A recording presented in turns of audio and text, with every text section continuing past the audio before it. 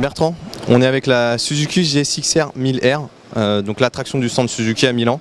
Et pour cause, cette moto c'est un concept, mais on nous l'a assuré à 95%, ça sera la moto de série qui va arriver. Bah, c'est ce qu'on nous a assuré quand on la découvre de près telle que là. Oui, effectivement, elle est complètement aboutie la moto. C'est vrai que elle tranche énormément avec ce qu'on a connu jusqu'à présent. Il faut avouer que finalement la GSX-R 1000 qu'on a jusqu'à 2015, c'était un modèle 2009 en fait en réalité. Là, table rase complète et grosse ambition. Parce que là, ça repart sur une moto complètement nouvelle avec des ambitions plus qu'à la hausse. Et le but, c'est de quoi? C'est d'être number one. Et puis évidemment, comme tous les sportifs d'aujourd'hui, un point crucial c'est l'électronique. Et là, Suzuki a fait mieux que se mettre au niveau. Vraiment, ils ont mis le paquet là-dessus. Ils se sont inspirés de l'électronique de leur MotoGP.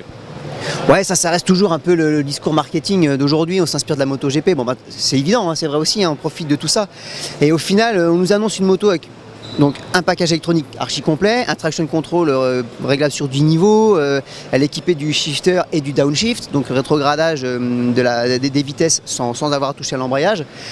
Bon, ça c'est pour ce qu'on vient de nous indiquer. Après, ça fait partie d'un lot. L'électronique est incontournable aujourd'hui, mais techniquement, la moto, elle est faite pour être mieux que la concurrence. C'est pas compliqué. Ils veulent qu'elle soit la plus légère, la plus puissante, mais également la plus disponible en moteur. Ils veulent être plus puissants que la concurrence, mais ils ne veulent pas non plus se retrouver avec un caractère typique d'un moteur relativement pointu, avec beaucoup de puissance en haut. Là, la moto, elle est prévue pour être remplie partout, utilisable dès les bas régimes, et on va découvrir une vraie première sur une hyper sportive. C'est la distribution à calage variable. Non pas la longueur des cornets variables, mais bien le calage de la distribution, les arbres à cam. Tout ça pour un prix identique à la concurrence. Là, il y a un gros challenge, mais là, le discours qu'on a reçu, il n'y a pas d'ambiguïté, quoi. Ils sont sur deux, là. Ils mettent le paquet sur la GSX-R 1000. Et moi, je suis ravi de l'avoir. Mais je t'en parle, en bas, c'est pas de la blague. J'ai la chair de poule. Cette moto, je la redécouvre. La GSX-R, qui était une moto plutôt un peu gironde, on va dire. Là, elle est transformée. Regarde cette arrière, elle est ultra fine de derrière. Là, c'est quand même une largeur vachement contenue.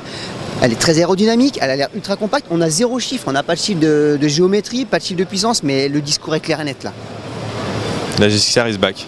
La GSX-R is back, ils veulent être là en 2007, ils veulent être là sur les championnats nationaux, ils veulent être là en Superbike mondial, ils veulent forcément gagner l'endurance. Là, c'est parti pour être la figure de proue de la marque, clairement. Et qui annonce manifestement beaucoup de nouveautés à venir.